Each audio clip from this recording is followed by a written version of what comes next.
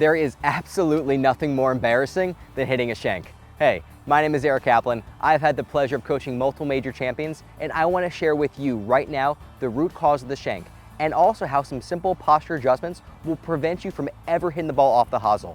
Just by learning where to properly center your weight will have you hitting consistent iron shots down your target each and every time. So what is a shank, and more importantly, why does it happen?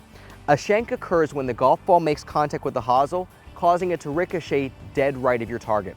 And so what causes a shank to happen is if I set up with the club right behind the golf ball, and if I were to move closer to the golf ball, it would make the hosel a lot more exposed, leading to a shank. Why would this happen in your golf swing?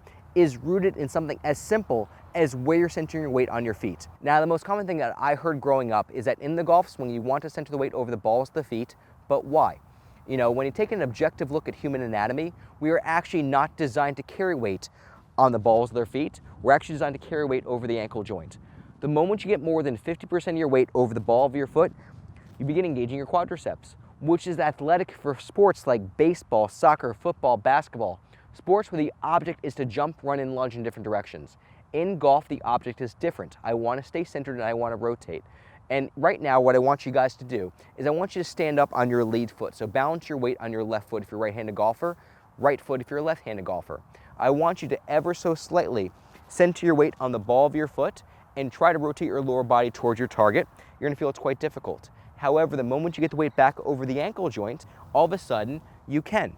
So if your pro is telling you to hit the ball further, you want to rotate the lower body faster, and if the weight's on the balls of your feet, you're literally up against a wall. Your body is literally in your own way. And so to understand these basic ideas will create the conditions by which you can hit the ball further, but also prevent the shank. So how do you get into a proper posture? Because the last thing I want you to do is get set up and lean back over the heels or the ankles. As from here, you're gonna do nothing but falling off balance. The way that you properly get the weight over the ankle joint is through what we call proper hinging, or the primary tilt of the golf swing. What we want to do when we set up is we're going to go ahead and stand up straight. We're going to put our hands in our thighs. We're going to hinge our thighs back until the toes come up, at which point we add a little flex to our knees. This does two things that's absolutely critical in the golf swing. First of all, it puts my spine in a much more neutral position, create a much more free turn on the way back. It also engages my hamstring, my glutes, bigger, more powerful muscles mean more distance, and also the ability to stay in my posture. So for as long as your pro is telling you to make a golf swing with the weight over the balls of your feet, it's going to create the conditions by which you're going to come up and out of your shot, leading to that shank.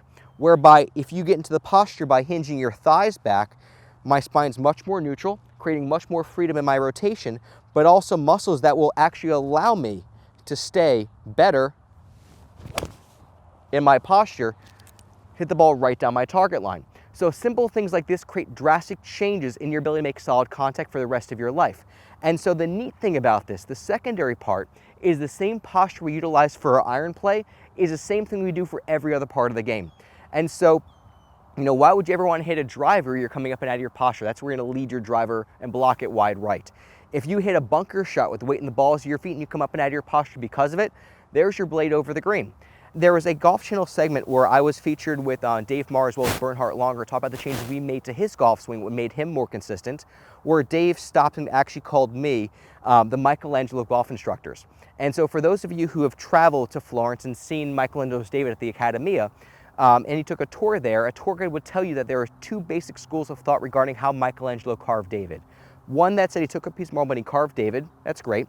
But there's a second school of thought that says he took a piece of marble and he got rid of everything that wasn't David. If we take your golf swing, get rid of all the unnecessary moving parts, by definition, you have to become more consistent. On top of that, if we say you have the same posture fundamentals for every part of your game, from chipping, pitching, bunker play, full swing, even your putting stroke, how much more consistent you're going to be. And for as long as you are centering the weight over the balls of your feet, it's going to create some conditions. Not saying it's wrong, but you're going to have to do other things in your golf swing to warrant for your change of posture because of these misunderstood fundamentals. And so if you want to create a long rift of change in your golf swing, if you want to be able to stop the shank for the rest of your life, as well as hit more crisp iron shots, just by learning how to properly center your weight over the ankles is absolutely critical. And again, it's not found in you getting here and all of a sudden trying to lean back over the ankle, because from here you do nothing but fall off balance. The answer is found in properly hinging the thighs back until the toes come up, at which point you add some flex to your knees. I hope that made a little bit of sense. And if you like that video, click the thumbs up button below and click subscribe. That way you'll be notified every single time we upload another video lesson like this.